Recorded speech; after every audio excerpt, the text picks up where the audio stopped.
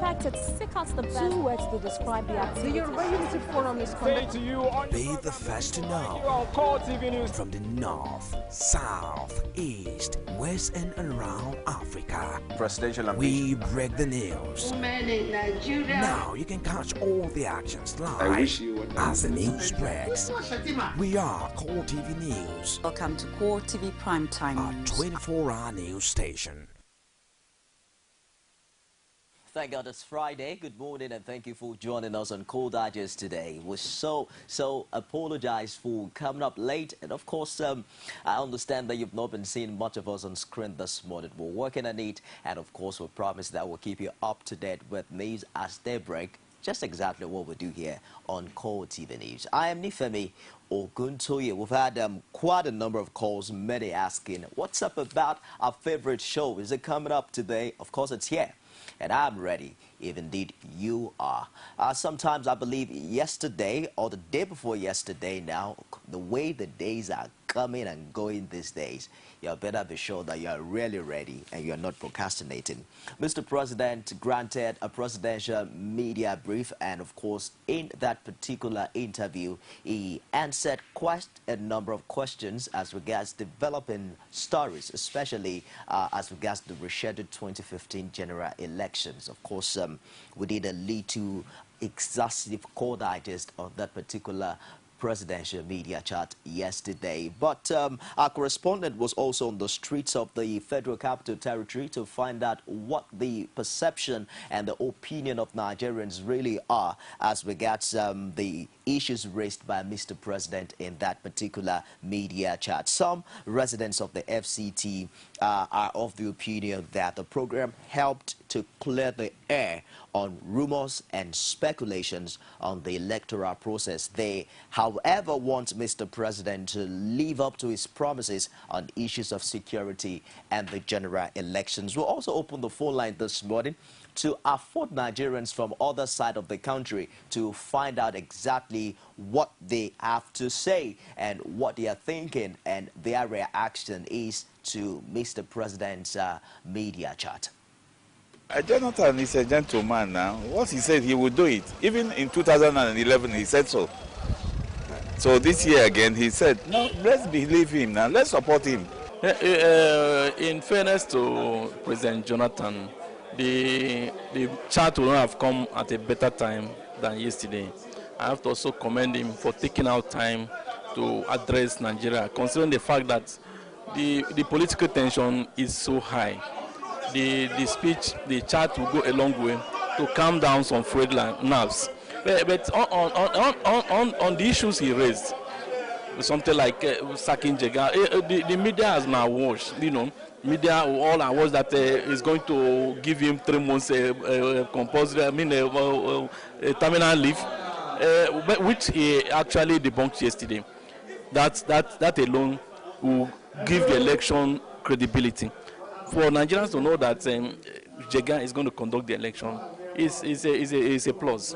Yeah, what the Mr. President said yesterday on the media chat, I think he really spoke well like a leader. We are expecting him to speak. You know, by now, a lot of tension, anxieties in the country concerning this election, postponing of election, removing of Jaga, all those things, manipulating, coming up from different angles, from social network. You hear all kind of story. But President coming out yesterday to clear the situation, we hearing it from his mouth, make some certain things calm down, and people, as you can see from the view, I had people calling on the radio station that do whole programs. They were excited and happy about the president, how he handled the issues. He said that he's not going to, he have not said that he will remove Jaga. As a president who have come out to say that he will not sack Jaga, and if he failed the election of 2015, he will relinquishly give power to whomsoever might have won the election. Let him stand by his words, because posterity will judge. If he won the election and he gave it successfully, if he won the elections, Nigeria will hail him free and fair.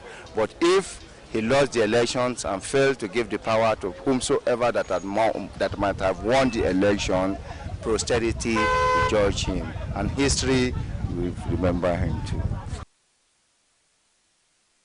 Okay, it looks like Mr. President's rating would have increased after this particular media chat, especially for his statement as regards giving power over if he loses the 2015 election. And of course, also pointing out that he has no intention whatsoever to sack the Independent National Electoral Commission Chairman, Professor Atahiru Jega. Let's hear him exactly in these words, what he said in that presidential media chat. And of course, I'll open the phone lines very shortly to have your opinion in case you've not dropped it yet. And let's have your contribution on the show this morning as regards if you believe that this indeed is a right step in a right direction, just like residents in the FCT have stated earlier on. Yes, I believe now that we are working with Chad, working with Cameroon, I believe in the next few weeks, the story of the Chibok girls will begin to get better. The issues of at least rescuing some of them and so on. I believe that I cannot say, the president said so. I don't want to be quoted and say maybe if I give you presidency in 2 weeks' time or in 4 weeks' time, we are going to. I cannot say that because the disappearance of these girls are taking quite some time. But we have mapped out a configuration now. We're working with our neighbors and we'll comb the whole of that area. INEC is a standing executive body defined by the Constitution. It is the president that appoints every commissioner in INEC, both the national commissioners and the REC, the resident electoral commissioners, are my appointees. So if I feel that Jega is not good enough for obvious reasons, then I can't. There are provisions in the Constitution that gives the person who appoints the power to remove. And I've not told anybody that I'm going to remove Jega because that's all.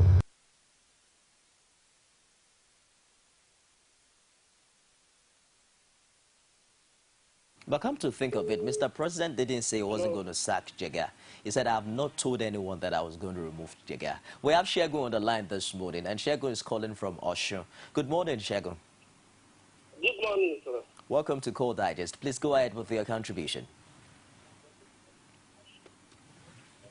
Good morning, good morning. Go ahead with the contribution, Shegun. Turn down the volume of your TV set. Yeah, I think President Goodluck Jonathan is not just being sincere with Nigeria. How do you mean? To be frank and candid, if you look at the political calculation, it was not very specific on the presidential chat media. Specific on what, really? What he said on the media chat is that he has the power to appoint and to remove. Hello, can you hear me? I can. Go ahead, Shegun. He's power to appoint or to remove. That was what he said on the media chat. He was not specific on either he's going to remove Jaga.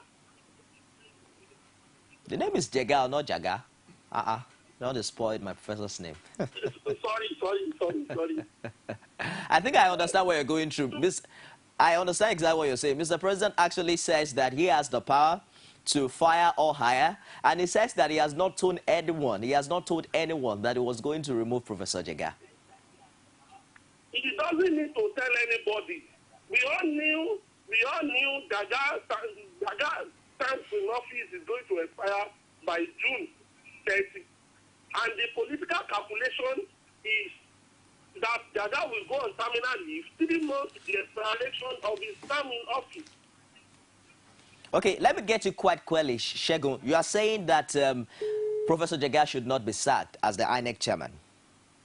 He doesn't need to fight Jaga. Political calculation is done already. Would you say? That's why they asked for the extension in the date of the election. Would you say that INEC has done well, especially in their preparation towards the earlier scheduled February 14 elections? Of course, INEC has done very, very, very right. They have done the best that anybody could ever give Nigeria. If you compare Osun and Ekiti election, you find out that to an extent, irregularities were redeemed. There is no election that is perfect in the world. But go and look at the percentage of the people that collected PVC before we conducted the election in Osun. And the election by Mr. President was said to be a free and fair election. The same thing in Ekiti. As I put to you, we have not even recorded close to 70% collection of PVC in Osun. It's all right. But I believe that we can do better, Shegun, because we have to start looking forward as Nigerians. We can create a benchmark of excellence based on what transpired in Ekiti and Osun. Probably that is the expectation of many concerned Nigerians, that 67% of collected PVCs as at February 6, 2015 wasn't enough. Many are saying, especially the PDP, is asking what happens to about 37% of registered Nigerian voters who had not collected their PVCs as at that time. But let's find out what other Nigerians have to say on this matter. Hello, good morning. Good morning. Welcome to Call Digest. Are you there? I'm afraid I lost that. Of course, Mr. President also seemed to have shown some light into the main reason why the elections were rescheduled, why the Professor Tahiru Jega made mention of security reasons, saying that security chiefs could not certify that they can guarantee the safety of lives and property during the election. Mr. President seemed to have a two-sided definition to security. Of course, you know about the insurgency in northeast Nigeria, but he's also talking about the security implication of having an uneven distribution of the PVCs. Hello, good morning. Hello? Can you turn down the volume of your TV set for me? Hello? I need you to turn down the volume of your TV set. Are you there? Okay, my name is Sani Muhammad. I'm calling from Abuja. Sani Muhammad, can you turn down the volume of your TV set? All right. I'm waiting for you. All right. All right, go ahead with your contribution. I'm afraid we lost that. When you call it in and able to turn down the volume of your television set so we can have a crystal clear communication ongoing. Mr. President was also, it came out forthrightly making certain that indeed 6 weeks might just be enough to recover the about 14 local governments still under the rule of the Boko Haram insurgency in Nigeria. Hello, good morning. Hello? Welcome to Call Digest. What's your name? Where are you calling from? I'm Wakama coming from Owerri. Wakama. Yeah, Nwakama, Wakama, yeah. Okay, how is Owerri this morning? Owerri is very fine. Owerri is very, very fine. No wahala. Go ahead with your contribution, Wakama. Yeah? Go ahead with your contribution now.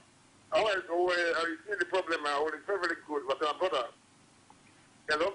Go ahead, please. All right. The problem is with this PVC collection, especially here in the States. My brother, let me tell you, I'm a journalist. I've been monitoring this election. I've been monitoring the collection of this PVC thing. It is a very deliberate thing. If we in this country have to tell ourselves, the problem is that it is a deliberate thing by INEC to disfranchise some souls in this country, my brother. It is because of Southeast. I want to tell you something. You can't come in a local government where they have 10 wards. Only two wards right now is able to collect. So what is? Are you going to tell me the remaining 8 wards are not going to vote? Which situation report are you giving me, Wakama? Is it before the extension or afterwards? Because I understand. Right now, I'm talking to you. Right now. What happens to the 4 weeks extension of PVC? Is it not covering the 8 wards you're talking about? I'm trying to tell you, they don't have cars. They don't have PVC cars. Are you there? Yeah, I'm there. They don't have any PVC as I'm talking to you. They don't have I don't think they have even printed their own PVC. In which areas? In which area of Owerri are you talking about? Owerri North local government. Okay. You've been to the local government, and did you see INEC officials there? There was some time, yeah, there are, but they are there. But the problem is that some people will come, you will not even see an end. It's all right. That is why it's not even in that local government alone. It is happening almost in all the part of the state, sir. It's all right. I'm sure that INEC official is watching, and my brother, it's a deliberate thing. It's a deliberate thing to put down the voting power of some people, my brother. Wouldn't it be too early to begin to assume that that is a deliberate effort from INEC? And my brother, I'm afraid we're having challenges with our phone line. Wakama, thank you very much for your contribution from Owerri. I'm going to take just one more call as we find out the opinions of Nigeria as regards the presidential media chat that was held, I believe, a day before yesterday. Hello, good morning. Hello, good morning. Turn down the volume of your TV set. Can you do that? Yeah? Can you turn down the volume of your television set for me? Yes. All right, what's your name? Where are you calling from? I am calling from ONOVO. What's your name again? My name is Chizoba. Chigoze. Chizoba. Chizoba from Abuja. Go ahead with the contribution, yes. Chizoba.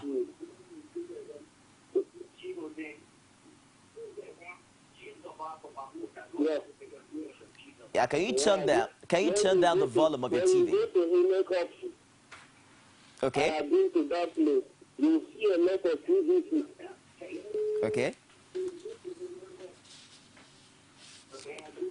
Chizoba, I'm so sorry. I warned you several times, but I have to hang up on you. When you call me, turn down the volume of your TV set to the barest minimum level you can. Now, let's move ahead to find out some other developing stories this morning. Of course, the Nigerian authorities are saying now that Boko Haram insurgents have been massing up at training camps across the northeast in preparation of what they call attack on some parts of the region. Of course, coordinator of the National Information Center, Michael Mary, said at a news conference in Abuja that the security forces are fully mobilized now to repel them.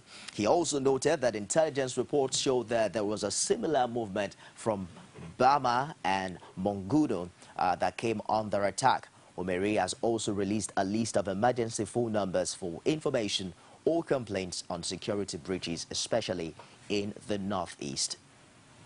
Recruits from such locations as Gaidam, Meri, and Dupcha to training camps within the general area. Previous major attacks by insurgents, including the siege on Bama and Mongono military bases, were preceded by such massing up of fighters in training camps within the proposed targets.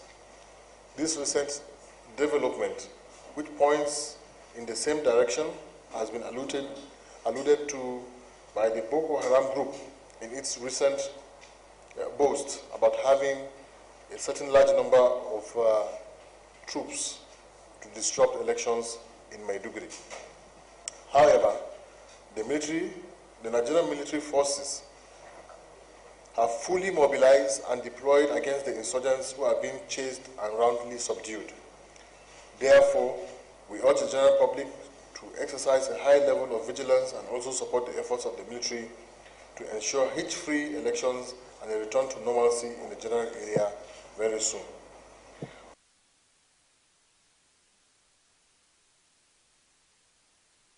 Marie, coordinator of the National Information Center there, of course, warning Nigerians about certain later security developments and, of course, assuring Nigerians on the other side that all is well. That ends well, if I can put it that way. Well, that also reminds me, especially talking about the PVCs, we had some stakeholders on the show yesterday. The president of Voter Awareness Initiative, Wale Ogunade, gave out a formality for people who are yet to get their PVCs and who probably do not know where to go. And he says all you need to do is get your phone right now and text your state, your surname, the last 5-digit number of your voter identification number, what they call VIN, your name, your state, I beg your pardon, your surname, the last 5-digit number of your voter identification number, and text that information to 20120. That's 20120. And of course, you get a reply telling you where to go to fetch your PVCs. There has been a bomb blast, however, at the crowded market in Biu in Borno State, I believe yesterday, one of the largest towns in Borno. The explosion occurred less than a month after the Nigerian military killed at least 42 insurgents, including 15 Chadians, while repelling an attack on the town. Scores of people are feared dead, but security forces are yet to give official figures. Well, let's talk some good news now. You also recall that there was a time we had the special assistant to Mr. President on public relations on the show.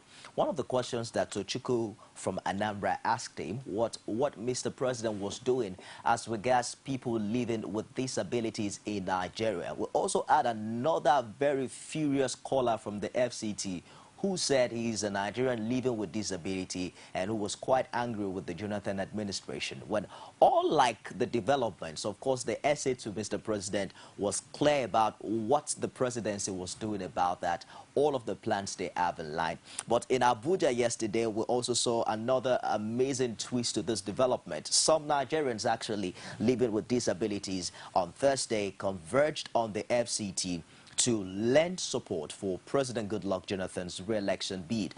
They say the president has done enough for the physically challenged and other Nigerians to earn a second term in office. Our correspondent Paul Samuel was there and, of course, has some sight and sound on the event. They came for the rally in spite of their physical challenges. Some were on wheelchairs while others came with crutches, all in a bid to show their support for President Jonathan.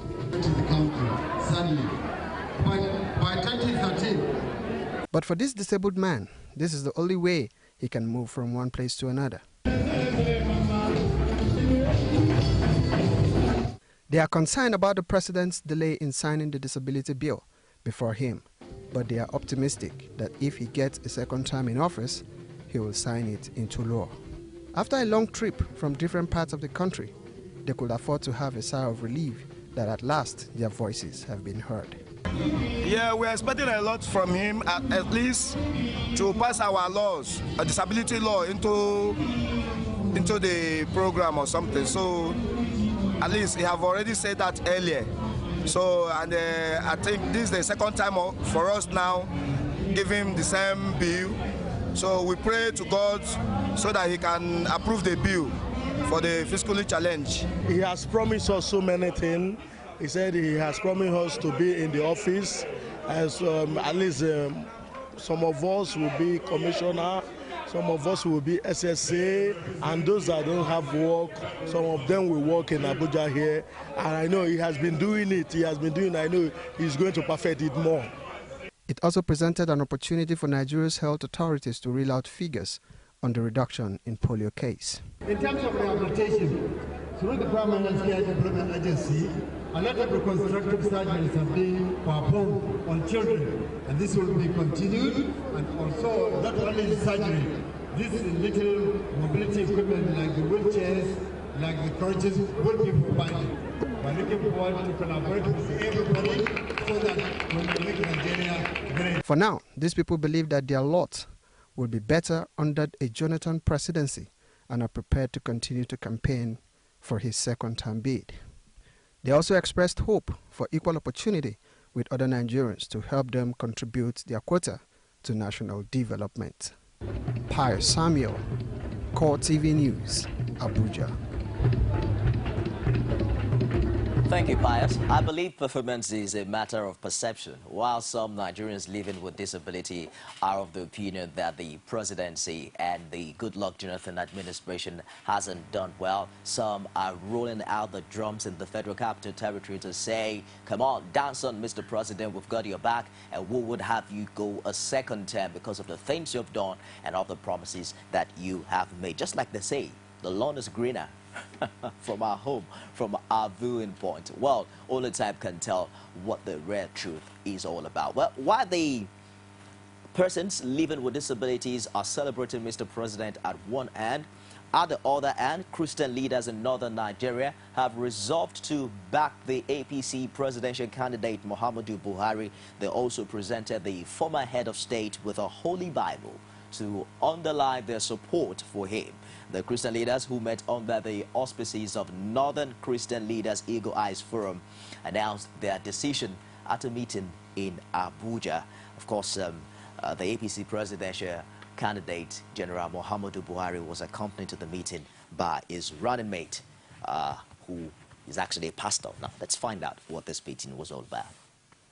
Today, this conference center, today, Abuja, today, Nigeria, today, Southwest East North, by the grace of God, with the support of everyone and God, we are calling the whole Christians to come in mass as we are declaring total support to General Buhari, the APC presidential candidate 2015 election. I have no personal religious agenda, and I will not entertain, consider, or promote the religious agenda of anyone. I will not condone any initiative that seeks to promote one religion over the other. Neither I, nor my party, or any member of my team has any desire or plan to Islamize or Christianize Nigeria or support anyone with such intention.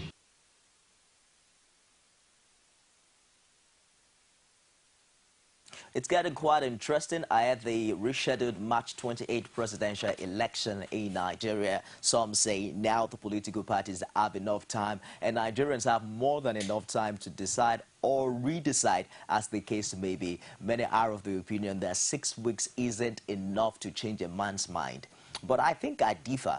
I beg to differ because anything can happen, but only time can tell. Well, the hope and the wishes of the concerned Nigerian is the fact that this electioneering season will be characterized by peace, you know, across political divides, across ethnic and religious divide, as it is the expectation of the international community as well. Of course, the All Progressives Congress has raised another alarm. This time around, it's over a police siege on the residence of the Director of Media and Publicity of the APC Presidential Campaign Organization, Shehu Garba, saying the action is in line with the ongoing harassment and intimidation of the party's leadership by security agencies. In a statement issued in Abuja on Thursday by its National Publicity Secretary, Lai Mohammed, the party said Garba, resident at the NNPC Quarters Area 11, Abuja, has been surrounded by armed policemen since 3 a.m. on Thursday. You recall that prior to this time, there were same insinuations, and as regards the residents of the former Lagos State Governor Bola Tinubu in Lagos, APC has also called on those who sent the armed security personnel to Garba's residence to immediately order the withdrawal and tell Nigerians that what he has done to warrant such harassment. Okay? Much more light will be shown on that, I believe, subsequently. But the police authorities have again reaffirmed their preparedness now to ensure an enabling environment for a successful 2015 general elections. Inspector General of Police Sulaiman Abba gave us words when he played host to a high-powered European Union delegation led by its chief election observer Santiago Fisas. The police boss maintained that his men will no doubt utilize the 6 weeks extension in election date to fine-tune the strategies and material requirement. And of course, good news, no doubt. Right step, they will say, in the right direction. But it's about time that stakeholders start matching words with action and not just playing lip service like what instant reaction to that report is on the social media. Well, let's also find out this juicy one. The much talked about hate speeches and what they call incisive advertorials on the newspapers and on TV. Of course, the National Orientation Agency has lamented the campaign of calumny being carried out in form of advertisements in printing and broadcast media in the country by some political parties and announced plans to stop the ugly trend. The Director of Political and Civic Education of NOA, Ngozi Ekioba, stated this in Abuja at a talk show in 2015 election. Ekioba represented the Director General of the agency, Michael Mary, and noted that the publication of certain advertisements, which was direct attacks on some candidates rather than addressing issues, was a serious concern to the NOA. She thereby explained that post-election violence could only be averted if the gladiators are mindful of their utterances being published in the media. Well, we're hopeful that mere talks from the NOA would change the minds of these very aggressive and desperate politicians. Many are of the opinion that probably it's about time to start talking about the rule of law and find out if all of these do have legal implications, and that might just be the only way out of this scenario that we have found ourselves. You're on to Core Digest on Core TV News. We'll take a short break now and we'll be back with top stories making headline on some of Nigerian newspapers. Stick around, don't go away.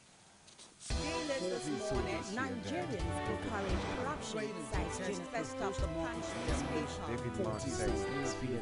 And Nigerian Governor Forum calls for Okonjo Iweala's resignation. Page 2 of the Punch newspaper. The dailies every day on Core TV News.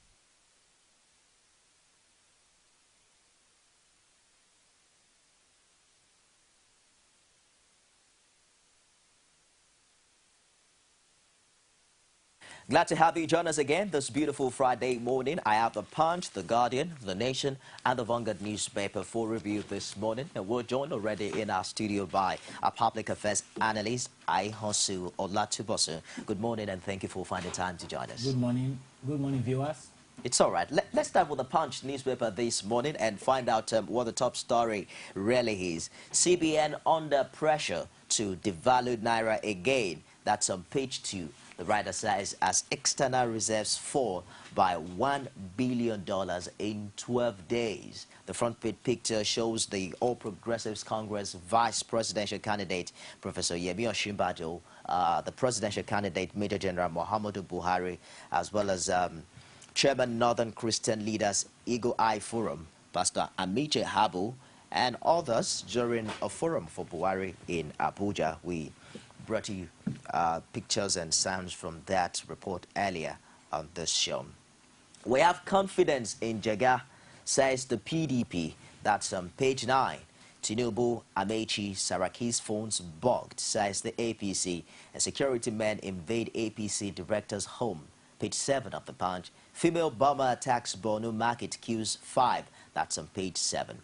Interestingly, we have confidence in Jega, says the PDP. This was the same PDP, I think 2 or 3 days ago, was talking about a meeting that Professor Jega had with the APC, some APC stakeholders in Dubai, in conniving, what they alleged was a connivance with the APC to rig the 2015 election. Would you say they are speaking with double parts of the mouth? Well, personally, I've been following the trends. I've been following remarks and comments being made by the campaign organization the president and the party. Well, what I see in all this is we have a crisis of confidence, and then that might also have dovetailed into a bridge in communication, because the PDP, as it were, is the party that presented, or that is presenting the president, and not only him, the vice president and all the other candidates, vying for National Assembly seat, governorship seat, and the House of Assembly seat. But the campaign organization basically represents or speaks for the president and the vice president, as it were. So I think what I believe is happening is they are trying to play on the intelligence of Nigerians, because few hours ago or few days ago we had a report that the campaign organization intends to pass a vote of no confidence on INEC, led by Professor Atahiru Jega. And just now, we are also reading a report that PDP has confidence in him. So I think they are just playing on intelligence of Nigerians, and I see a backlash in all this. It may eventually boomerang, because many Nigerians are very well informed now. They have been following the trends. A lot of people on the social media actually, they exchange information, they post views and comments about all this happening. And at the end of the day, it may not really all go well for the candidature of Mr. President. Two other stories on the front page of the Punch this morning. Election, NLC delegates trade punches, destroy ballot boxes. That's on page 2. We also have pictures and sound of that report. We'll definitely show you that the next of the hour, on the hour on our news bulletin. But it looks as if electoral malpractice and all of this drama is not only limited to elections conducted by INEC. Maybe this is more or less like a value deficiency in Nigeria. Electoral violence? Exactly. Or malpractice, so to speak. Electoral violence is just one of the problems of democratic culture. Democratic culture in Nigeria. The reason why I've said this is we have to take a holistic look at democracy, as it were, in Nigeria today. Election is just one of the indices, with which we can measure how democracy is being practiced in this part of the world. We also have to look at whether we have a participatory political culture or not. Then we also need to look at party politics, how entrenched is party politics in the minds of Nigerians, how involved are Nigerians in democratic activities. We are in the election period, in the build-up to election, and a lot of people are being mobilized, particularly by political gladiators and the candidates. And that is why we seem to, that is what some people see as overeating the polity. Now, but I want to see electoral violence not just as a development that comes with election, or election process. It is something that has been entrenched in Nigeria's democratic culture as a result of the fact that, one, we are a developing society, a developing country. Majority of Nigerians are apolitical. So they are detached one way or the other from the mainstream political process or political system. And in an attempt to mobilize or galvanize their interest, political gladiators or candidates running for election use all kinds of means to mobilize them, to cajole, and then to kind of co-opt or constrict them into the political process. And in the course of doing this, a lot of things go amiss. A lot of things, become abnormal. Could it also be as a result, because some are of the school of thought that probably democracy isn't enshrined in the cultural origin, the original cultural practice of the African community, that it's been monarchy all the way. Now, probably we're still finding it hard to democratize our culture, so to speak. Well, traditional African society, on average, traditional African society was democratic. You know, how do I mean? Okay. People were involved. Representative institutions that spoke the minds of people were actually involved in decision-making process, as it were, in the days before colonial rule. So one cannot say that democracy is alien to a traditional African society.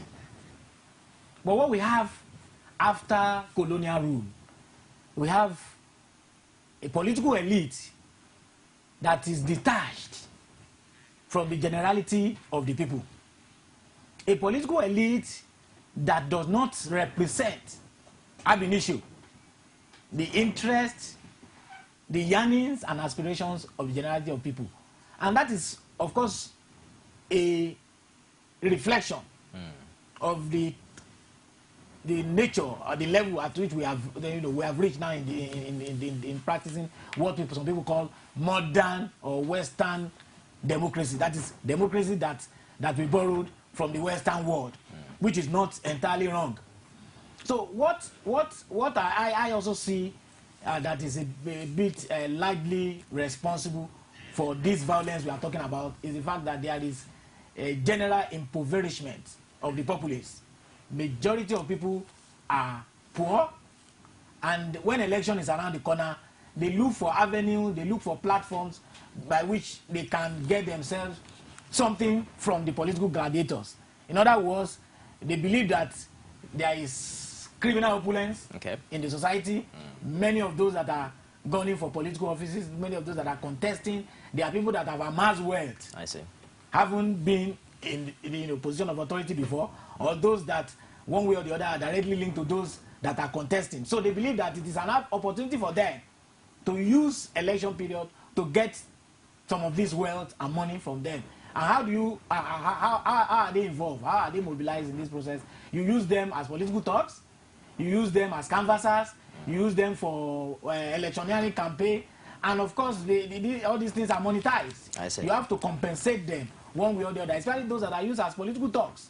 They are like masquerades, and they get a lot of money at the end of the day. So that is why we cannot really divorce electoral violence from our budding political system, as it were. Let's move away from the punch and find out what the Guardian has this morning. Anxiety as government implements Oronsaye panel's report. The writers here, SGF directs Finance Ministry, AGF, to stop funding of listed agencies, salaries of affected workers to be suspended. I think that has been the fear of many Nigerians, what they call the duplicity or duplication of duties by some MDAs and government parastatals. Don't you think that, of course, when the white paper on the Stephen Oronsaye-led Presidential Committee on what they call restructuring and rationalization of parastatals and commissions, as well as agencies, came out, people were apprehensive. On one side, it was, well, probably that's the right way to go. If there are some agencies that are doing the same thing, why should they exist? But on the other side, some are also saying, what happens to those people who get their daily means and sustenance from such job engagements from? How do we balance these two sides at this time?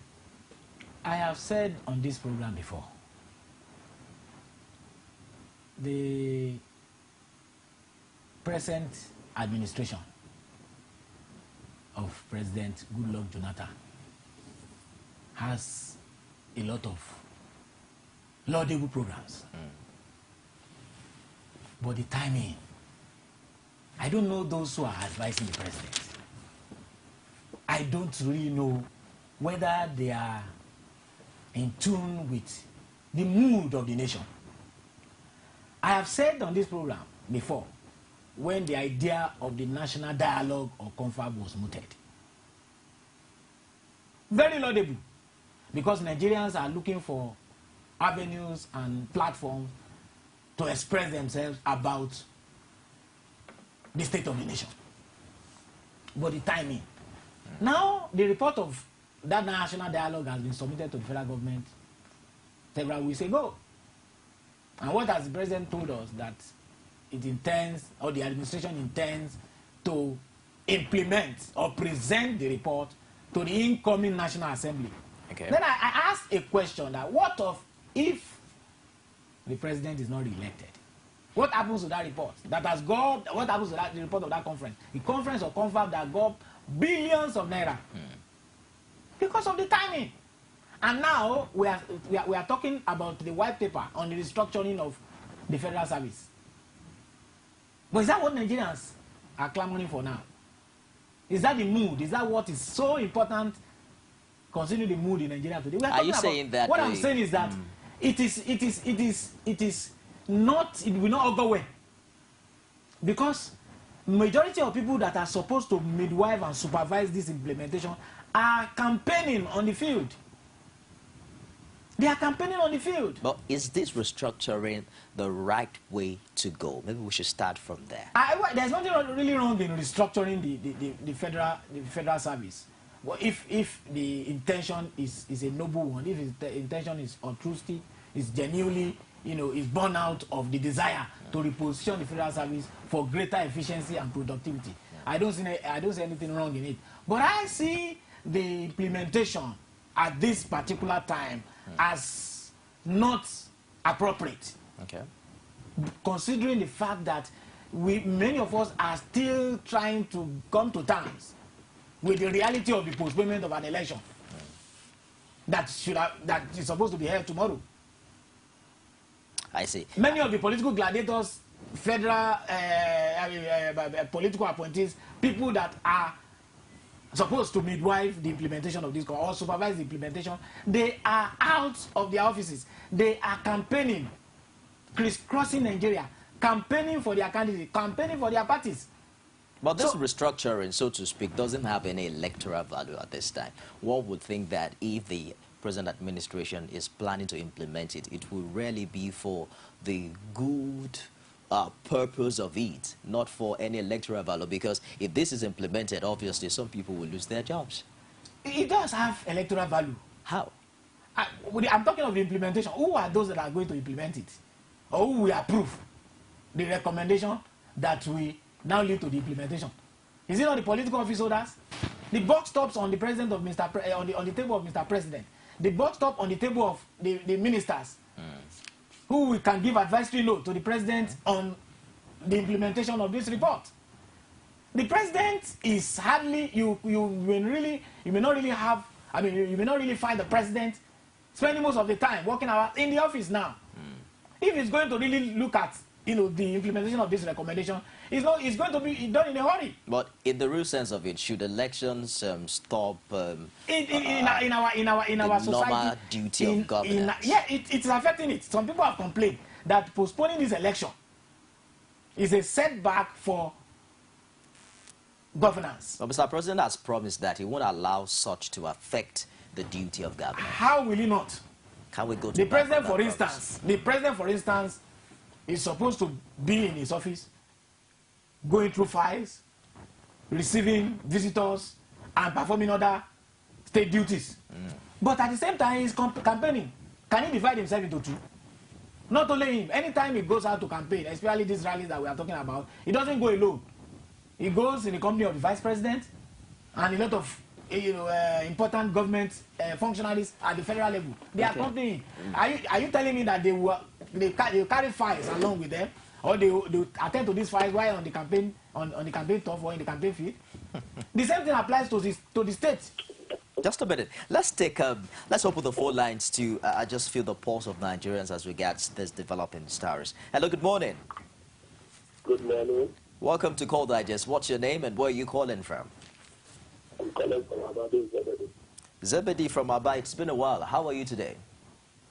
I'm fine. I've been trying. The line has not been good. Congratulations, you're here. Please go ahead with your contribution. Based on what the former governor of the state said. Okay. Based on the past election and the controversial how it went, I thought that the man, based on his facts, I thought that it's true. And the way I'm looking at it is based on how the the army came out last time. They are with they are not with what do they call them, the presidential candidate of APC. You know, all these things is like somebody trying to make our army, which is the best in Africa, to begin to compromise. That is number one. Number two, what I want to say concerning the secretary of the PDP campaign, then what is the name of that man? It's funny, kind of what can't really decide him. Thank God that the chairman yesterday came out to clarify they are not with him. She always blab. Him and the state governor, they always hear them. He blab, he talk anything that entered into his mouth. What I want to say before I drop, let him go and settle with the EHCC. If he settle with the EHCC, then he can be able to begin to prove another person. Then he begin to say he wants to the INEC chairman to drop or to the sack. Let him go and settle with the EHCC. We know everything that is happening. That he is here does not really know. We don't know what is happening in this country. It's all right. Thank you very much, Zebedee, for your contribution. I'm sure he's referring to the comment about the PDP, that we have confidence in Jega. Okay, I think I understand clearly now. The initial allegation that APC or that INEC chairman was conniving with APC and having a meeting with them in Dubai came from Femi Fani-Kayode. But this time around, the chairman of the PDP, Muazu, is saying that we have confidence in Jega. Well, I don't want to ask you that question because no, you see, it would be an opportunity for you to see a division within the PDP. This kind of misnomer will have led to resignation of whoever is indicted in this. That's we have been misled. Let me take this call. Hello, good morning. Hello. Good morning, Tochukwu. How are you today? I'm very fine. Good morning, my brother Nishomi. Please go ahead with your contribution. Please, very quickly, I want to commend the efforts by the president to have organized such program for the disabled persons yesterday. Okay. You would recall I asked the SCA to the president that question the last time he came to your studio. But I want to further suggest that it is not enough to organize programs for these people. They should also have a special ministry. There's nothing wrong if Mr. President creates a ministry for people with disabilities. One thing Nigerians do not understand is that anybody could fall into that category tomorrow.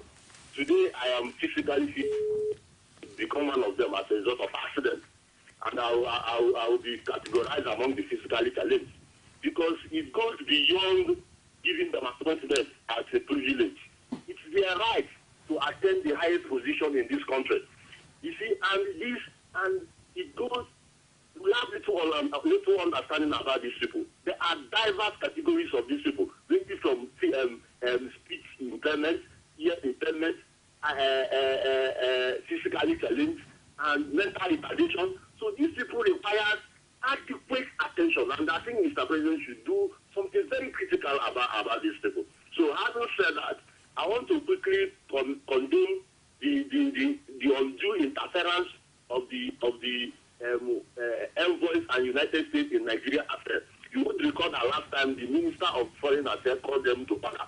A situation whereby a United States of America, let me be categorical now, United States has a bent for mischief. The last time you recall there is a necessary alarm for about 9 states in Nigeria not being secured. And it was you initially that called those people from that zone and they dismissed that allegation. United States should please stop interfering in Nigeria's political affairs. They are not more superior than us. They don't have the right to come to Nigeria and organize press conference. And our journalists will go and attend, seeking to impose their view and their participation on us. Their duty as envoys is to supervise what is happening and report to their government. It's they all don't right. have the right to shape them. They can only share their opinion if Nigeria requires it. So please, we should distance ourselves from this people. Check what is happening in the states America has intervened. Is it Iraq? Is it Iran? Is it Libya? Is it Syria? Those countries have never remained the same. Tochukwu, So let me quickly ask you this before you go. Are you surprised that the national chairman of PDP, Alhaji Adamu Muazu, is not in tandem with Femi Fani-Kayode's opinion about the credibility of the INEC chairman?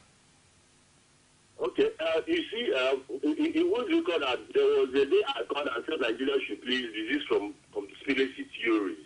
You see, Sani come today as a result of his office, he owes it an obligation to communicate to his fans, the PDP supporters, and what have you, with the recent development or what he deems credible as has to do with news, filtering in about INEC and what have you. But what I'm saying is that it's as a result of conspiracy theories, and I'm not surprised that the PDP chairman stated that it's supposed to be the party's position. You see, so I'm not surprised. Remember, this is an electionary period. You will see many things, my brother. Okay, so you are of the opinion that Femi Faneka, they only gave conspiracy theory. It could be possible. And yes. then the PDP chairman is giving the real theory. It's all right. Thank you very much for your contribution from Anambra to Chiku this morning. Let's quickly go ahead to the Nation newspaper and find out what the top story is. Oyego, Tinubu, Amechi, Saraki under security watch. Of course, you have the writer here, Buhari campaign chief relieves police invasion of home. Tinubu, soldier sage to his home since last weekend. Amechi mobile telephone line is said to be bugged. Saraki mobile telephone allegedly bugged. Okorocha armored tank at government house. Mohammed reportedly marked down for arrest. Silva under surveillance. What are your initial reactions to all of these allegations? Well, this is alarming. Well, of course, you know, it's coming from a newspaper that is APC bent, really. But then this calls for investigation anyway. Because if it is actually true, then it's a very dangerous signal, you know, that we are sending, you know, to the international community. I mean, just make allusion to the last caller. There is no way election in Nigeria will not generate international interest, because Nigeria is the most populous, the most powerful, most important country in Africa. And a lot of these international actors, a lot of these prominent countries in the international system, they have investment in Africa, they have stakes in Africa, and they have and by implication they have investment and stakes in Nigeria. A lot of Nigerians are in the United States. They are putting pressure on America, on the American government, to be active concerning Nigerian election. And in fact, we ourselves, Nigeria as a country, we have invited them. We have had calls, our leaders have had calls to travel to the United States in the past to solicit for their support, to inform them about our efforts to organize a credible, free and fair election. No, are there no limitations also to their interference? What has the United States of America said or done, for instance, that is out of bounds? They have advised us to go on with the election as scheduled, and we have given reason why we cannot go ahead with the election as scheduled. They have not actually said that whatever happens with the rescheduled election will not be accepted. They have not. What they have said is actually we should make sure we organize credible, free and fair election. I don't think there is anything wrong, you know, in what some of these leading prominent international, you know, actors have advised Nigeria to do vis-a-vis the rescheduled, you know, election. So I want to just implore or advise or suggest that those that are midwifing this process should be very careful, so that they don't plunge Nigeria into another round of crisis and avoid what happened in 1993. It's all right. Let's find out other stories on the front page of the Nation newspaper. Ekiti poll audio, soldiers ready to testify, says Fayemi.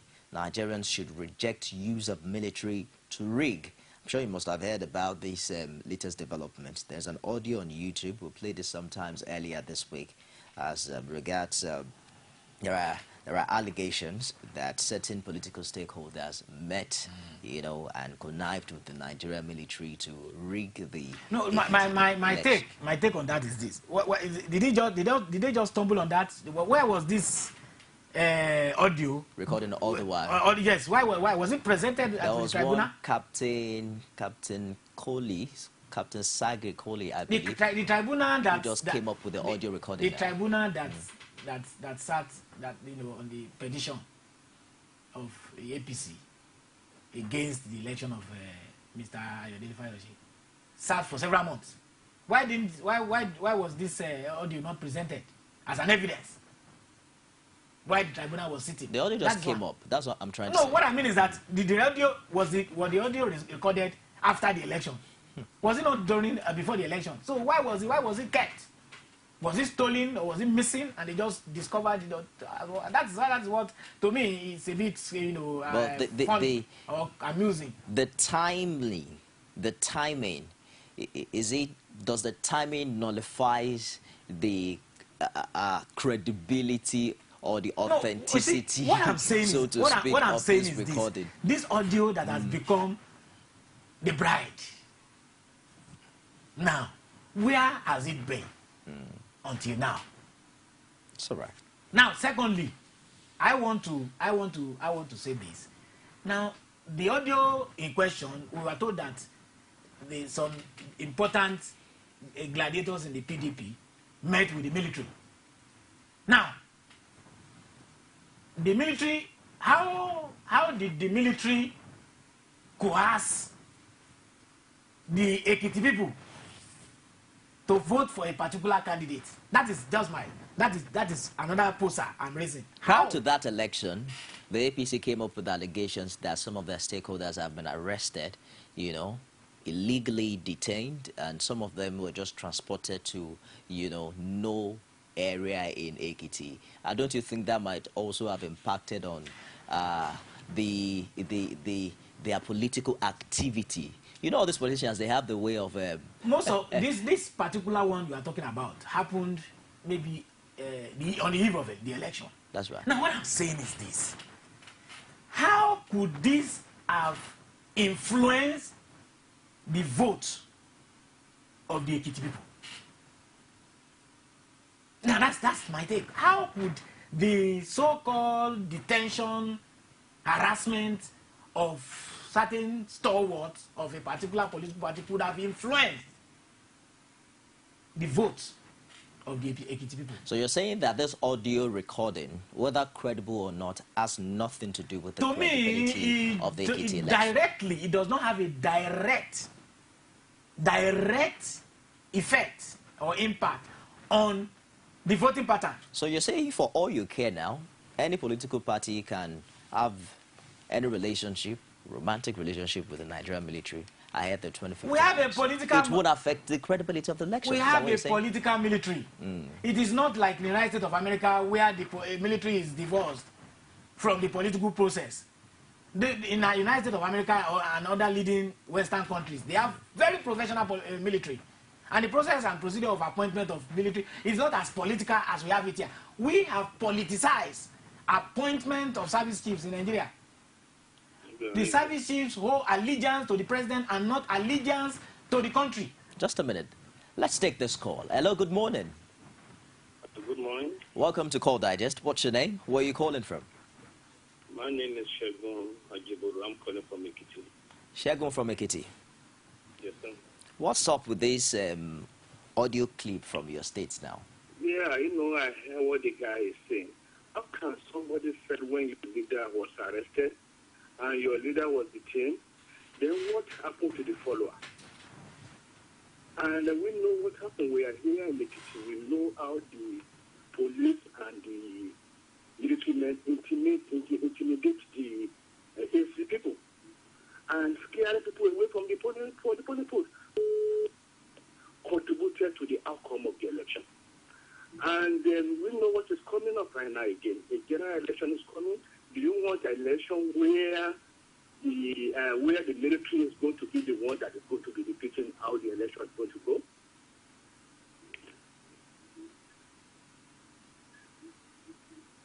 Shegun, are you there? Yeah, I'm still here. It's all right. Thank you for your contribution, Shegun. Good to hear from you. Well, let me say this. This last caller seems to have misunderstood what I said. People voted. It was on the strength of the votes that Mr. Ayodele Fayose emerged the winner. And the Electoral Act made provision for the party that is not that is rejecting the election result to file petition before the election tribunal. And the APC that lost filed a petition. And the petition was heard for several weeks. It was not too long ago that the tribunal gave verdict. I said, where was this audio? But what I'm trying to say, why is it coming up now really after the tribunal? I really don't know where the audio was. That's you're asking me as if I knew. I'm asking again. A captain just resurfaced from nowhere and said that he actually recorded what transpired in that meeting. But what I'm trying to say is that... But is it even tenable now? The credibility... Can the Court of Appeal... Is the APC going to the Court of Appeal? That's not even what I'm talking about. The credibility of any election has to do with it being free, fair. Would you say an election is fair when the security agencies that are supposed to be an unbiased umpire is closely knitted or supporting a particular political party? Well, we cannot say on the strength of that, or on the basis of that, say such an election is free and fair. But I have this to add. I said earlier on that the military and paramilitary institutions in most of our developing countries, like Nigeria as a case study, they have vested, the leadership of these military and paramilitary institutions have vested political interest because of who appointed them. The military is on the exclusive legislative list. That is, it is the prerogative, it is within the legislative competence of the federal government. Okay. The service chiefs are appointed by the president. Whether we like it or not, except we are deceiving ourselves, they owe certain allegiance to him. If they do not, in a political culture, political system that we have, he can fire them. On that premise, how can we ever have a fair election in Nigeria? The problem is really, you see, how we are now beginning to make the issue of security of paramount importance than the issue of how conscious the voters are. Do you really believe that we should not really need security for people to vote? Ideally, security should not have much to do with people casting their vote freely and fairly on election day. It is because it is like a joker that some desperate political candidates use to sway vote to their side or to intimidate and harass potential voters who may be sympathetic to their opponents. Ideally, we do not really need to to put too much interest in the issue of security. If people are so conscious and active. Let's take this call. Hello, good morning. Hello, good morning. Welcome to Call Digest. Yeah, thank you. Please, I want to make a contribution. What's your name? Where are you calling from? My name is Samuel. I'm calling from Surulere. All right, go ahead with your contribution, Samuel. Samuel, go ahead. Turn down the volume of your TV set. Okay, good morning. Yeah, go ahead, please. Okay, I just want to contribute to the audio tape. It's all right. It's all right. Go ahead. Go ahead. Can you hear me? Yes, we can. Go ahead. Stop listening to yourself on TV. Okay, I want to contribute to the audio tape regarding the Ekiti polls. Okay. Okay, I was actually at Ekiti before the election. I went for a wedding with my family in the car. And on our way to Ekiti, the presence of the kind of checkpoints, military checkpoints, was so alarming. And I was like, as in the car we are discussing that, how will this election be this credible? Are we in a war situation that we're having the presence of military like this? So I think plus or minus, and with the personality of the people involved in the audio tape, there is no doubt that one way or the other, there is a big truth in the audio tape. It's all right. From what you saw before the election, what the opposition has called the militarization of election. Well, let's move ahead, because there's no way we can prove the audio tape is authentic. There's no way that has not been proven yet. But let's move ahead. How would you describe the involvement of the Nigeria army, or what they call the Nigerian military, or what they call the militarization of election? What should be the level of involvement of security agencies in the electoral process? It is a feature of a failed state. because we are not in a state of war. That was why when Professor Taye Yelda was telling us, despite all the knocks from various quarters that INEC was not prepared, do you know that in his press conference, in the press briefing, he never alluded to the fact that INEC was not prepared for the election. He said, as far as INEC was concerned then, they were ready for the election. But the issue of security. Now I now ask, out of the three, apart from the three northeastern states, I was even surprised that he added another one, Gombe. Unfortunately, as far as I know, Gombe is not under emergency rule.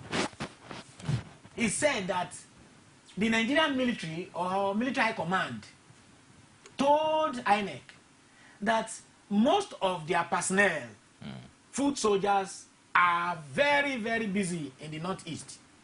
And they will not be able to provide security for electoral materials and electoral personnel that will be involved in the conduct of the election. Then I now ask myself, how many polling booths would have required the presence of soldiers? We have thousands of polling booths for the purpose of this election. Does every polling booth require the presence of soldiers? Because to me, when you are even talking about ideal conventional security for election, you are referring to the police.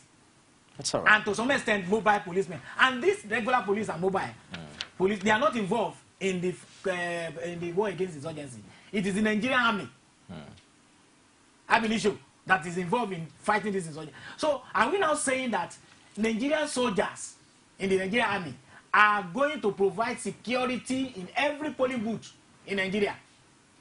Because I believe the security that we are talking about, the one that we all know, the one that we are used to, is security provided by the regular police and mobile police. I'm afraid we have to wrap up this segment now. Let's just quickly run through the front page of the Vanguard. 35 killed in Borno blast, other attacks, the riders, 15 killed, 24 injured in Bill Market explosion, another 20 die as Boko Haram hits other villages. No provision for interim government in the 1999 constitution, says the AGF.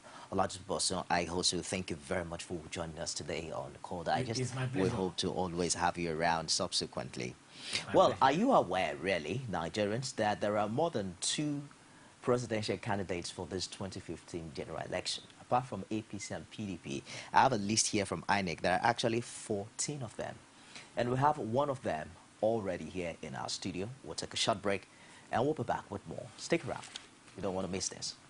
The man on the streets have come to realize that the power to make decisions lies in the hands of the people. The president is the most guided person in Nigeria. And men getting to him is like, we all know it's a political propaganda, so I don't believe what he said is true. But they are not just ordinary people. Up to that time, when you look at Nigeria, Nigeria has been a confluence of a theater of anarchy, confusion, dichotomy, marginalization, and a lot of lamentations have been existing. They are people of influence. I'm not happy. How can my brother plan against me to kill me when you know that I'm in power to save you? I protected you to make things good for everybody in Nigeria. Not even I. Everybody in Nigeria. And they are very, very important. What we want now is who will salvage Nigeria. We are not interested in tribe or ethnicity or whatever.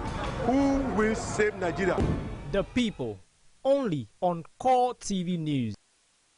You can now watch Core TV News live from anywhere in the world on our website www.coretvnews.com. Click on Live TV on our website and watch us live. And welcome to Core TV Primetime News. To follow us on Twitter, click on Twitter icon on our website.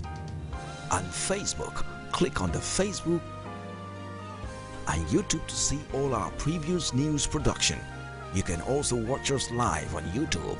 Click Core TV, leave a space, then News. Core TV News, a 24-hour news station.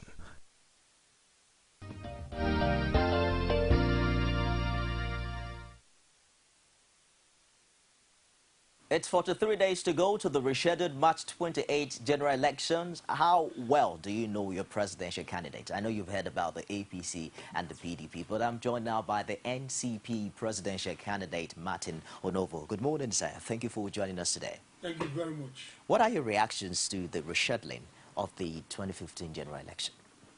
The prevailing lawlessness in Nigeria has obscured many simple issues. INEC has constitutional authority and responsibility to organize elections. That must be respected by all of us, okay, whether we are partisan politicians or we are political office holders or we are just voters. We must remain law-abiding, as the alternative to being law-abiding is anarchy.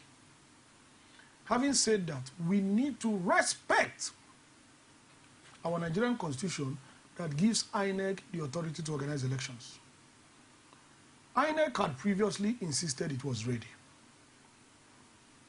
Then the National Security Advisor went to Chatham House and countered the position of INEC, which I do not expect from a National Security Advisor. If he had serious security issues, he could have reported to his principal and copied INEC. Not go outside this country and raise the issue. That's number one. Number two, when he raised the issues, he raised the issue of PVC distribution. He didn't raise the issue of security forces' inability to guarantee security. I didn't hear that. I was not in Chatham House. But all the reports that I read were very clear that his concern was PVCs and disenfranchisement. Now, if that is the case, why did he not insist on that? Okay. If you had listened to the chairman of INEC, I'm not his fan, but we must deal with the facts. If you had listened to him, he was very clear that the election was being postponed not at the instance of INEC, but at the instance of security forces, which I think is a reasonable position, because you and I may not be able to guarantee security. It is the security forces that are trained and have the capacity to guarantee security. And if they are not able to guarantee security, you and I are not able to guarantee security. So, listening to Professor Jega, that is what he said. They also talked about making a wide consultation. We spoke earlier this week with the INEC Chief Press Secretary, who says that they met with 26 out of the 28 political parties. Was your party widely consulted? Yes, I'm aware that INEC had wide consultations. I'm very much aware of that because our party was consulted. Our party had a clear position, which is just what I said. Our party says everybody must comply with our laws. What do the laws say? The laws say INEC has the authority to organize elections. If INEC organizes elections, we will participate. And that is the position of our party.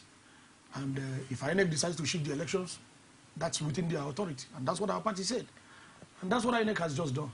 In a presidential media chat, Mr. President was optimistic that the 6 weeks will be enough to reclaim the about 14 local governments presently under the Boko Haram insurgents. How optimistic are you that these elections will no longer be postponed as a result of insecurity? Well, I wouldn't like to use the words you have used, optimistic, because I cannot be optimistic with this government. I am suspicious of this government. I am very suspicious of this government. And let me make this clear. If in 6 weeks, because I listened to the media chat too, we can take care of Boko Haram, which has been our position, that we can easily take care of Boko Haram. People said we are being political. If in 6 weeks we can take care of Boko Haram, what have we been doing for 5 years? There are simple, commonsensical questions we should ask ourselves. If we can take care of Boko Haram in 6 weeks, what have we been doing for the last 5 years? That's one question. The second question, if, like in the last 5 years, we have not been able to take care of Boko Haram, in the next 6 weeks, we are not able to take care of Boko Haram, what happens to our elections? The mere fact that the election had to be postponed because of insecurity is a confession, public confession, announcement confirmation, admission that the commander-in-chief has failed woefully. Woefully. Therefore, I have seen us as a people over-analyzing simple basic issues. 2 years ago, we called on the commander-in-chief to resign. We were accused of being partisan and unrealistic. Since then, the situation has got worse. If he had resigned, we could have recovered. I want us to also recall that Mr. President did not claim that Boko Haram will be crushed in 6 weeks. Rather, there is a if you take back about 14 local governments, then you have expelled Boko Haram. They are no longer here. They don't live in the air. But prior to if we push them out of our territory, they're no longer here. Prior to the taking over of territories is a new dimension of the Boko Haram attack. Exactly. Prior to this time, we had suicide bombings, pockets of bomb blasts here and there. So, wouldn't you agree? My concern is, do you believe that the Nigerian military is competent enough to achieve success in this particular operation?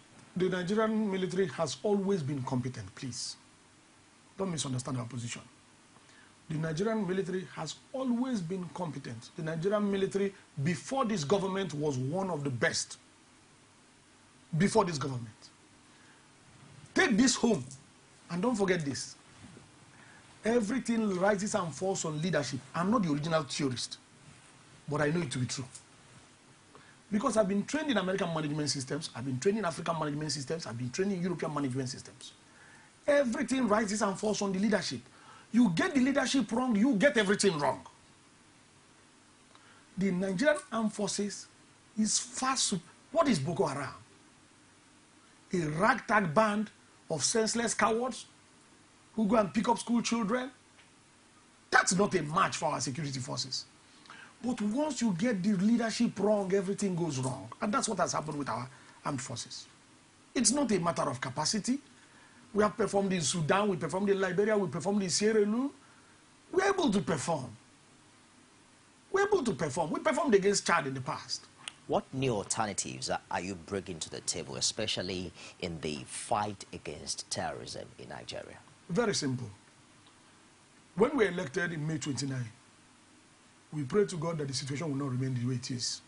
But for the purpose of answering your question, there are a few things we need to do. This is a war situation. That is what it is. If you kill our people, take up our territory, that is my definition of a war. And we'll fight it as a war. Now, let's commonsensically ask ourselves a few questions. Our trained armed security personnel, armed, outnumber Boko Haram 300 men to 1. What me? We outnumber Boko Haram 300 men to 1. And we're talking about trained, highly trained, qualified, professional security people. We outnumber them 300 to 1. Resources. We claim to be the largest economy in Africa. So compare that to a ragtag band of vagabonds running inside the bush, cowards. Now, how do you compare? Resources, manpower, the Boko Haram ragtag band of cowards, and our security forces. So we have more resources, we have better men, we have more men. So what you need is the leadership to organize all that to expel Boko Haram. You call them ragtag. They are ragtag. ragtag. You also consider the sophistication of the weaponry they fight with and the connection that they seem to have with other organized terrorist groups around the world? Well, let me tell you that I do not agree with your premise. So far, we are aware that Boko Haram has been using mounted machine guns, rocket-propelled grenades, and armored tanks. That's what we know they have been using, and AK-47. These are not exotic weapons. What do you mean? They don't have an air force so far. Even though they overrun our air base, they don't even have an air force so far. So I don't know where your own information is from. Are you aware that Boko Haram has used anything higher than what I've described? Mounted machine guns on trucks, rocket-propelled grenades, improvised explosive devices, and armored tanks, and then AK-47. What is Boko Haram using? Can that withstand our firepower? It cannot. What is this leadership that you're talking about that this present administration has not provided? Leadership is about several things. Direction is very clear. Leadership has to have direction.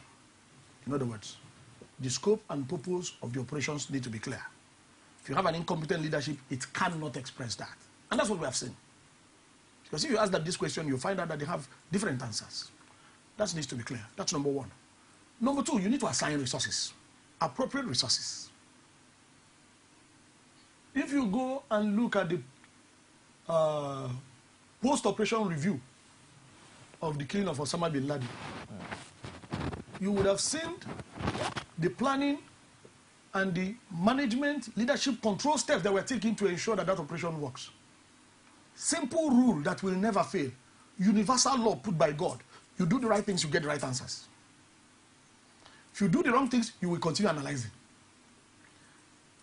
Elections are coming. About 6 weeks and a few days, and maybe one day. The Nigerian people have the opportunity to do what is right. And they must accept responsibility. Not just to vote, they must defend their votes. Because if you vote and you allow yourself to be rigged out, then you have also failed. So it's not just about leadership. Now we have to play our own role. Let us choose a leadership that is our own, that we can take responsibility for. Not the leadership that is from our tribe, or the leadership from our religious persuasion, or the leadership that has given us something, 10,000 naira, a bag of rice. I don't know how a bag of rice lasts for 4 years. I don't know. Let's also consider your chances in this rescheduled election. Would you say that this electioneering has been fair to you as a person and to your party? Because you don't seem to enjoy the media hype, as the other two major political parties. I am telling you, I don't want to patronize you. This is the most brilliant question I have had since I started campaigning. Because this addresses the issue. In Nigeria, news is paid for. News is paid for. News is paid for. What kind of a dysfunctional society is that? Where you pay to be in the news. News is what it is reported. Commercials are paid for. I understand that. But in Nigeria, it's not only commercials that are paid for. News is paid for. That's number one. As we talk, these elections are being pre-rigged. The elections are being pre-rigged. And that's what we're calling on the citizens to be vigilant, because it is their future and the future of their children. Ifeanyi Nwobo, the former commissioner in Enugu, died at 43. Bamidele Aturu, leading human rights activist, a great lawyer, excellent patriot, he died at 49. WHO 2013, in-country report for Nigeria, says life expectancy for men, you and I, is 49. So if we still think it's a joke, let's keep joking. If we still think that this is a joke, let's keep joking. Because we're dying off, we're leaving widows and orphans. That's what is going on. The data is there. We need to do what is right now, or we perish as a people. So it's not about politician, Nadem Sabi. It's about your own life, your own standard of living, your own welfare, your own security. I am sure the people in Chibok did not believe that some vagabonds will walk into a school and pick up their daughters and then get away with it. 10 months. So this is not a time for any reasonable person to joke about these elections. These elections are about everything that affects every individual. Please let me finish answering your question, because I talked about pre-rigging. Now, our laws are very clear. First, you cannot promote corruption or allow corruption. The Constitution says the government must prohibit corruption. Now, we have seen trillions, not billions, disappear from public funds. Interestingly, we are now seeing people who were responsible for the trillions when they disappeared. We're now seeing them funding political activities with trillions. Anybody who has any intellect can draw a correlation. Trillions are missing under my care. Now I'm sponsoring a candidate and I'm funding him with trillions. There may be a correlation. That's number one. Our laws forbid corruption. The highest law in this country, Constitution, says the government must prohibit corruption. That's number one. Number two, our electoral act says that you can't spend more than £1 billion on a presidential campaign. Now, you talked about the media hype. This media hype is paid for. $500,000 for a 60-second jingle, TV jingle. $500,000. And some people are putting 40, 50 a day, and INEC is claiming they cannot prove that they have overspent. Come on. INEC is part of the pre-rigging. What me? Martin ONOVO said it. INEC is collaborating through silence. INEC has refused to enforce the laws. I didn't write Nigerian laws. The Constitution of Nigeria was not written by me. It was not written by NCP. The Electoral Act was not written by me. It was not written by NCP. It was passed under the ruling party. If INEC is claiming they cannot prove that the candidates have spent beyond $1 billion, INEC is being dishonest and collaborating in rigging the election. The candidates who have violated our laws need to be sanctioned by INEC. If they are not sanctioned, the election cannot be free and fair. A free and fair election must be conducted according to our laws. We have taken this beating, used our hard-earned resources. Poor people are contributing 150 naira for my campaign, and vagabonds who stole the trillions from this country are using it against us, trying to turn the elections otherwise. That cannot be a free and fair election. Given this vivid... Finally, because you asked my chances. Okay. In a free and fair election, finally, please, just one more sentence. If you have a free and fair election properly done, in other words, you comply with the laws, and you count the votes, the NCP will win any presidential election, whether it is conducted today, whether it's conducted in 6 weeks, whether it's conducted in 7 weeks. Free and fair, we will win. Those are my chances. Given the free and fair, are you saying that with the way things are, your party do not have a chance to win this election? No, I'm saying that if the elections are rigged, then it will favor whoever rigs it. We have seen that in this country before. We have seen people write up results.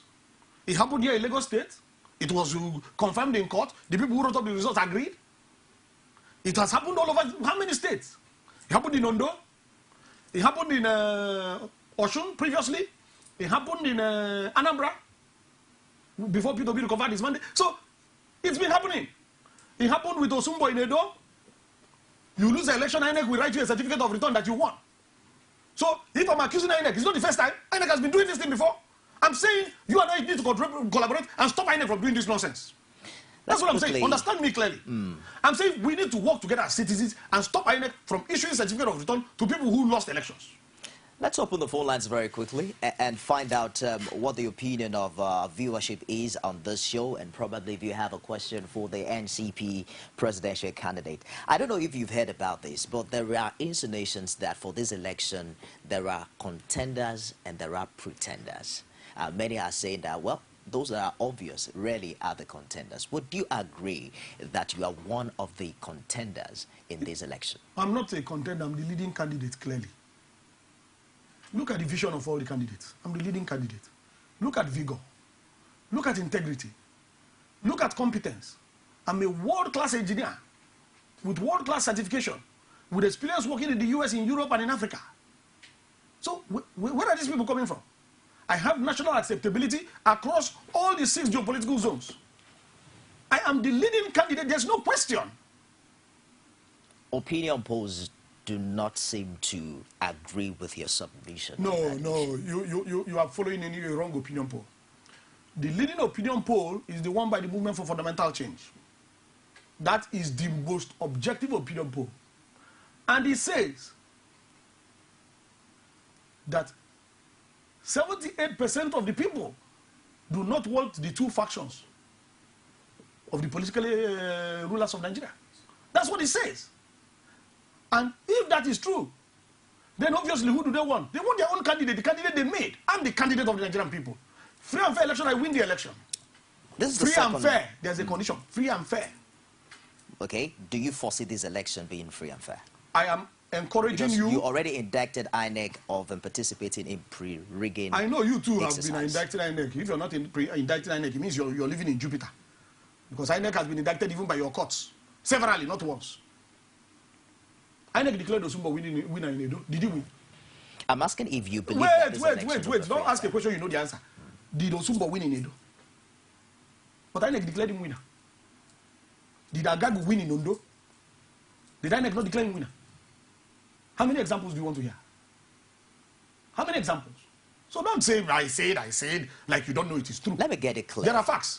Let me get it clear. You said that you would win the elections. If it's free and fair. If it's free and fair. You also said in your earlier remarks that it's obvious that there are pre-rigging activities taking place. I'm now asking, do you agree that this election will be free and fair? I am saying that you, me, all Nigerian citizens need to work to ensure that the will of the people is not thwarted.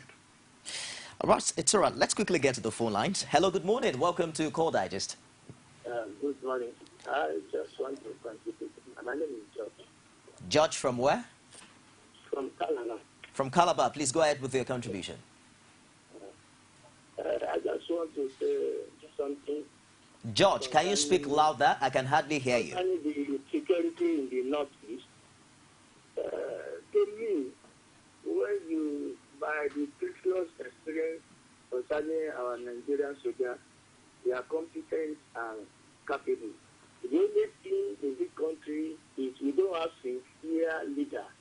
The people that can say yes, and their yes will be yes, and the people that can say no, that they will not be no. The issue that they are going to cross in the Northeast for about 6 weeks, to me, as a civilian, I don't subscribe to it. Because what have you been doing since almost 6 years that you have been here? You cannot cross insurgency. When something happened in Navy concerning the issue of military, you know what Obasanjo did there? We normally condemn Obasanjo that is not, because there are some people in this country that they are not supposed to live. For those law-abiding people to live, there are some people in this country that are supposed not to be the part of citizens of this country because of their attributes. And the issue of corruption, my president is not trying. Because during that of Obasanjo, at least they did some, they punished some offenders. But in Jonathan's case, we voted for him based on sympathy because he was trained like us. We thought he was, but the reverse is the case. So that the issue of election, they will keep on postponing the election if they want to because of the security. In Afghanistan, they see the election. In Syria, they see the election. In the midst of war, we are not fighting war. It's only as the presidential appearance of that party that you are discussing is like it's just the group of mysterious cowards that they will do it around, that is supposed to have taken proactive measures to destroy them in the beginning. It's all right. Thank you very much for your contribution, Judge. We'll also take about 2 or 3 more calls in case you have a question for the NCP presidential candidate before we go on the show today. I'm wondering what mode of campaigns you engage in. We've seen outdoor campaigns by some politicians, so to speak. They gather people together and speak to them. We're yet to see any of such coming from the NCP. Not that I am aware of any. No, that's false. That's false. We have been speaking to people. Right now, as I'm talking to you, we are speaking to the people using your platform. We are speaking to the people on Core TV. Who are we speaking to? We're speaking to the people of Nigeria. We have gathered people. We had our Southeast flag off in Enugu.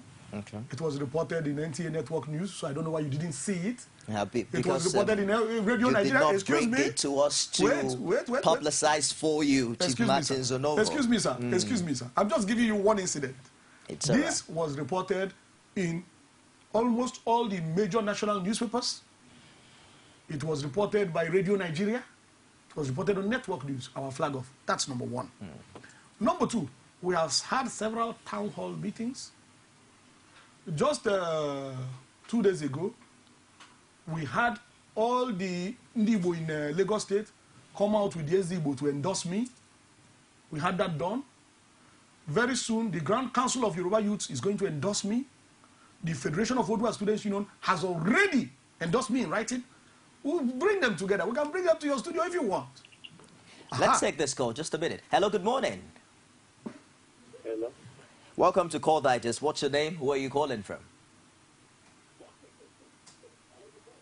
Are you there? Hello, good morning, sir. What's your name? Where are you calling from?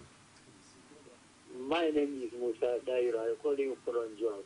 Musa, please go ahead with your contribution. Musa. Go ahead with your contribution, Musa. Thank you. I'm calling you from Jos.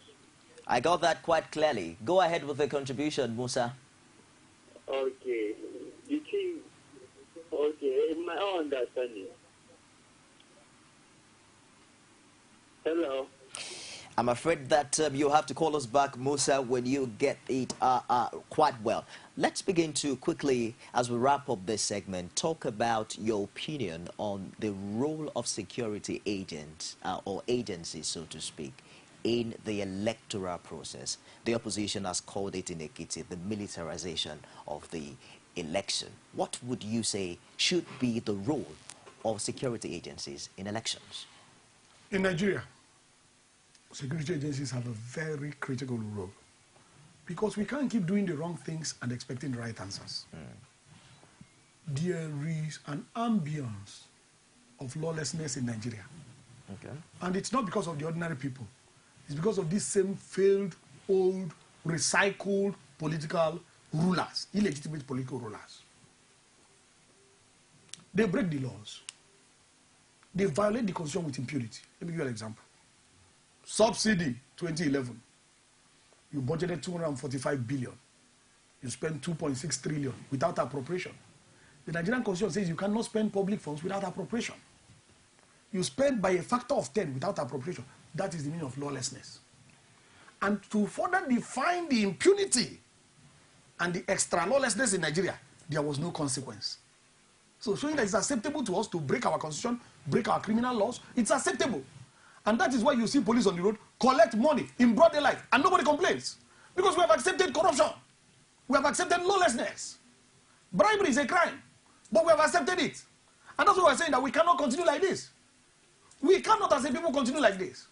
In Nigeria, because of this lawlessness, you need security forces. Many of the so-called people that you are saying are doing hype outdoor campaign, they have armed personnel. I have seen them with my eyes. Illegitimately armed, wearing their party shirts and carrying rifles in broad daylight. That's against the law. Unlawful possession of firearms. So, if you don't have serious security for election, they are going to kill us. We need serious security for elections because they are like Boko Haram. Some of the political parties you are hyping are like Boko Haram. Let's take one more call. And they have killed many people on the show this morning. Hello, good morning. Hello, good morning. Welcome to Call Digest. My name is Ibrahim Ahmed. Ibrahim, can you speak louder? Where are you calling from? From Oshobo. All right, you have a question for Martin ONOVO before we wrap up the show? But I first of all want to commend your guest this morning. Okay. This is Martin ONOVO. I would have, if we are doing one of the major parties, I would have waited for him because he has every, in fact, he has answer to our problem in this case. But for the security, whatever, in fact, the presidency is using this. In fact, they are using it to their own advantage. And it's very wrong. It's not good for our democracy. It's not good for our democracy at all. And I think if you are going this way, if you go to the world for the state of that they are not the way they are using the military in this country. Every military is different military. Every military is different military. It's not good. It's not supposed to be bad. Anyway, when the military comes, bring them up. You are listening to the military. You are watching the military. You are listening to them. And you know, in fact, by the time you listen to them, you will not be afraid of the military. And they will not be the way they go out. They go already going to police now. They will respect the military. It's all right. Thank you very much for your contribution on the show. Just before we go, do you foresee voter apathy setting in as a result of the 6 weeks postponement of the election? No. I think that with the hype generated, I think the voters are interested in voting. And once we are sure of security, I think most voters will not be discouraged. The name of my vice presidential candidate is exactly the name of your last caller. My vice presidential candidate is Alhaji Muhammad Ibrahim. But he's from Kebbi, he's not from... Did he call from Oshobo or Osun? I will encourage you, Muhammad Ibrahim. Do not be afraid. Don't worry about major parties. Parties don't vote. It is voters that vote. Vote rightly. Do not be discouraged. It is our country. We can fix it. All the challenges here are very basic. There is no big challenge here. I see that you're trying to win Ibrahim over. Yes, oh sure. Oh sure. Thank you very much for joining us today. Martin ONOVO is the NCP presidential candidate ahead the 2015 general election. We wish you all the best in your endeavors. Thank you very much. It's a wrap on the show today. Of course, we'll be back, God willing, next week with another exciting edition of the program. Don't forget that an extra edition will be coming up tomorrow at 9 o'clock. I am Nifemi Oguntoye. Stick around for the top of the hour news. From time immemorial, women have birthed life, shaped character, and by extension, influenced the society. Moremi of Ife, Emoten of Benin, Queen Aminat of Zaria, all women of influence and power. Whether it's before election, after election. How ironical. Women being so powerful, yet have few grounds in decision making. I see you as a wife, and I see you as a wife to a man. We are talking women in politics. A woman will be bold enough to stand up and say, I want to become president of Nigeria. Only on Core TV News.